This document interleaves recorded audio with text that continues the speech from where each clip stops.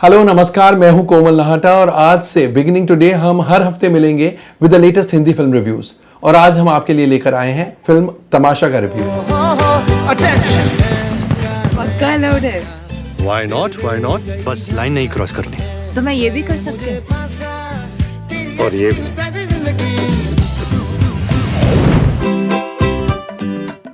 इम्तियाज अली की तमाशा एक love story है। इसमें रणबीर कपूर और दीपिका पादुकोण कॉर्सिका में मिलते हैं। इंडिया से बहुत दूर, they both are from India, but Corsica में मिलते हैं और मिलते ही ये तय करते हैं कि they would be dishonest to each other. केवल झूठ कहेंगे, उनके लाइफ की सच्चाई एक दूसरे से नहीं बयां करेंगे। आओ वादा करें कि हम अपने बारे में जो भी कहेंगे झूठ कहेंगे और झूठ के सिवा कुछ नहीं कहेंगे। यहां तक कि दीपिका पादुकोण को यह नहीं पता कि रणबीर कपूर का नाम वेद है और रणबीर कपूर को यह नहीं पता कि दीपिका का नाम तारा महेश्वरी है। डॉन, 12 मुल्कों की पुलिस मुझे ढूंढ रही है और आप? मैं मोना डार्लिंग। तो मैं आपको मोना कहूं या डार्लिंग? और ऐसे वो कई दिन बिताते हैं एक साथ and they get very friendly, very close to each other. और फिर कॉर्सिका से अलग हो जाते हैं, बोथ रिटर्न टू इंडिया, ये तय करके कि इसके बाद वो एक दूसरे को कभी नहीं मिलेंगे।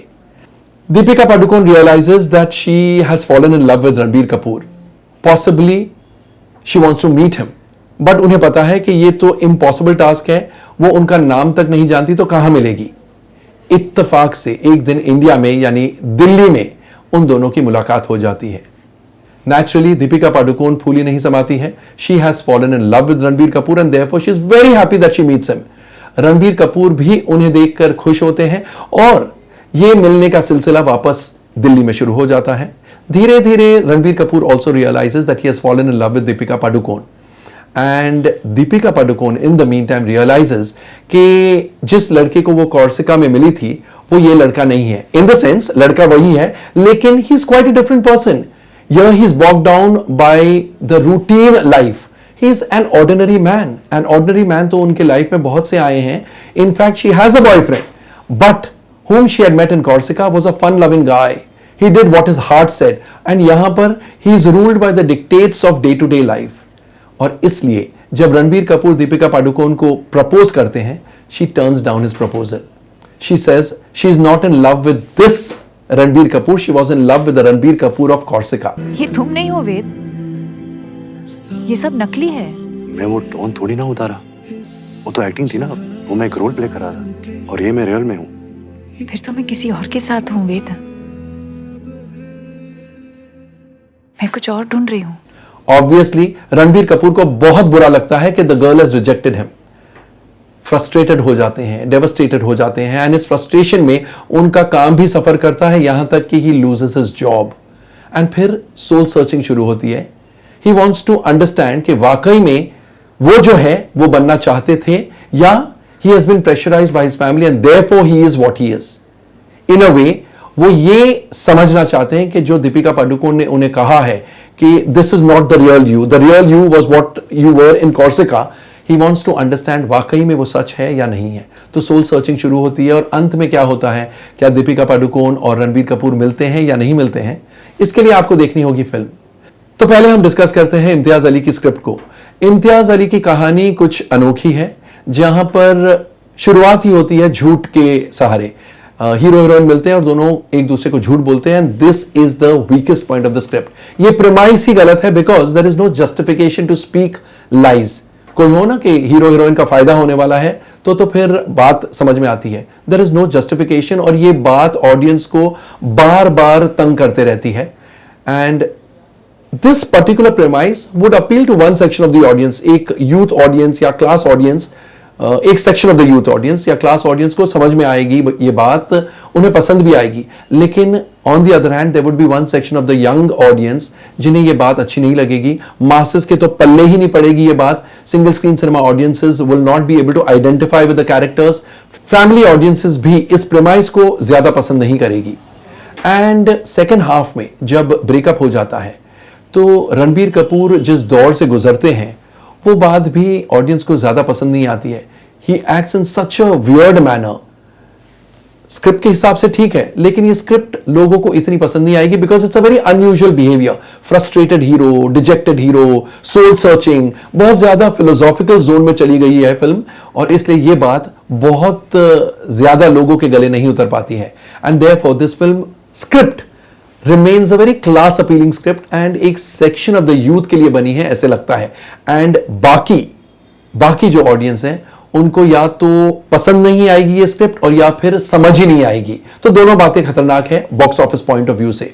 इम्तियाज अली के डायलॉग्स अच्छे हैं, दिल को छूते हैं, but script is weak and definitely not universally appealing. अब आते हैं एक्टिंग की तरफ। रणबीर कपूर, दीपिका पादुकोण दोनों ने काम लाजवाब किया है। Ranbir Kapoor has gotten into the skin of the character. Ved की भूमिका उन्होंने इतनी बखूबी निभाई है कि आपको लगता है बहुत बहुत समझदार है, बहुत सीजन्ड एक्टर है। दिखते भी बहुत खूबसूरत है इस फिल्म में, एंड कॉमेडी या कॉमिक सीन्स में तो वो छा जाते हैं। और जो ड्रामेटिक सीन्स हैं, रणबीर कपूर को उन सीन्स में देखकर ऐसे लगता है कि he is one hell of an actor. Same goes for Deepika Padukone. She is looked gorgeous. उनके कॉस्ट्यूम्स इतने ट्रेंडी है, इतने टुडे है कि यंगस्टर्स को यह बात बहुत पसंद आएगी, एंड उनका परफॉर्मेंस भी लाजवाब है।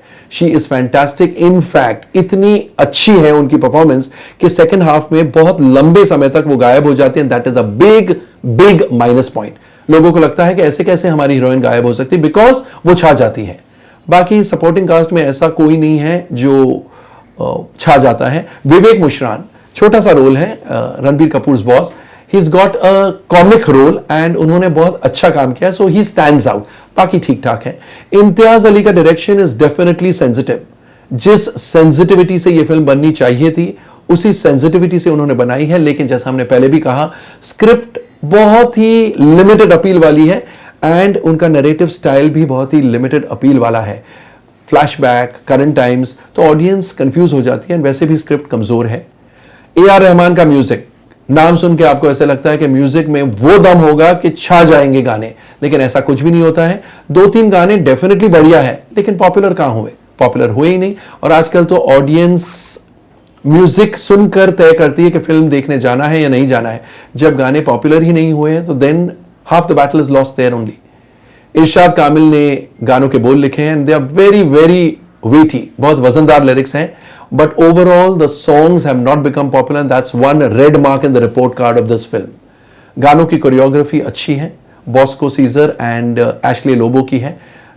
Cinematography by Ravi Varman is fantastic. Beautiful locations, Corsica के लोकेशंस लाजवाब है, plus the cinematographer has captured the actors also very wonderfully in his camera.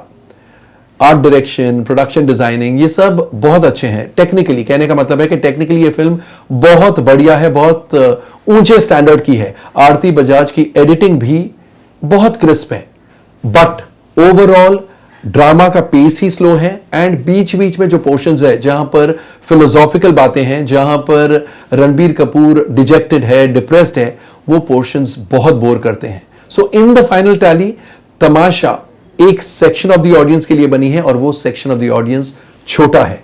जो सेक्शन ऑफ द ऑडियंस बड़ा है, masses, family audience, single screen cinema audience and one section of the youth, उन्हें ये film या तो समझ में नहीं आएगी या पसंद नहीं आएगी। एंड देयरफॉर जिस हिसाब का इन्वेस्टमेंट गया है इस फिल्म के बनने में, रिलीज होने में, प्रमोट होने में, वो इन्वेस्टमेंट रिकवर होना नामुमकिन है। बॉक्स ऑफिस पर the film will not be able to perform too well. वैसे भी आज इस फिल्म की ओपनिंग कई जगह पर बहुत कमजोर है।